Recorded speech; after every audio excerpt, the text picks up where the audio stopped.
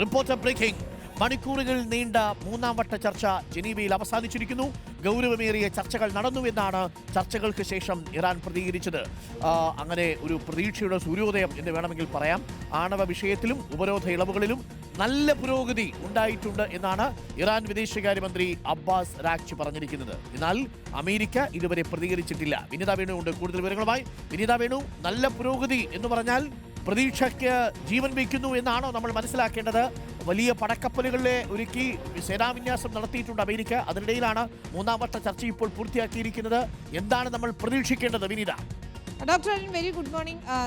America ഈ നേരത്തെ പറഞ്ഞതുപോലെ പടക്കപ്പലുകളും യുദ്ധവിമാനങ്ങളും ഒക്കെയുമായി പോർവിളി നടത്തുമ്പോൾ മറുഭാഗത്തെ ചർച്ചകളും നടക്കുന്നുണ്ടായിരുന്നു.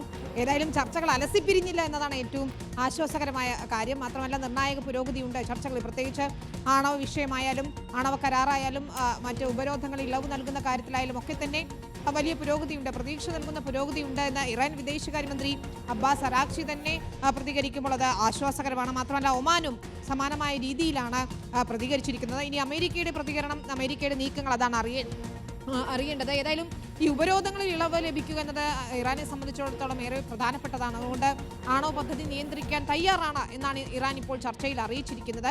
പക്ഷേ സമാധാനപരമായ ആവശ്യങ്ങൾക്ക് യുറേനിയം സമ്പുഷ്ടീകരണം തുടരാം, അതിനുള്ള അവകാശം തരണമെന്ന് ഇറാൻ പറയുന്നു. അത് അടുത്ത ഘട്ടത്തിൽ ചർച്ച ചെയ്യാമെന്ന നിലപാടാണ് അമേരിക്ക സ്വീകരിച്ചിരിക്കുന്നത്. ഏതായാലും ഉപാധികളോടെ നിശ്ചിത കാലയളവിലേക്ക് ഇറാൻ ഈ യുറേനിയം സമ്പുഷ്ടീകരണം നിർത്തിവെച്ചേക്കും എന്നുള്ള സൂചനകളും ലഭിക്കുന്നുണ്ട്. അതിലൊരു സ്ഥിരീകരണം വരേണ്ടിയിരിക്കുന്നു. പക്ഷേ ബാലിസ്റ്റിക് മിസൈൽ പദ്ധതി ഉൾപ്പെടെയുള്ള കാര്യങ്ങൾ ഇതുവരെ ചർച്ച നടന്നിട്ടില്ല. ഇനി അടുത്ത ഘട്ട ചർച്ചകൾ വിയന്നയിലാണ് നടക്കാൻ പോകുന്നത്. അതായത് 4ാം വട്ടവും ചർച്ചകളിലേക്ക് കാര്യങ്ങൾ കടക്കുന്നു എന്നത് വലിയ പ്രതീക്ഷയാണ് നൽകുന്നത്.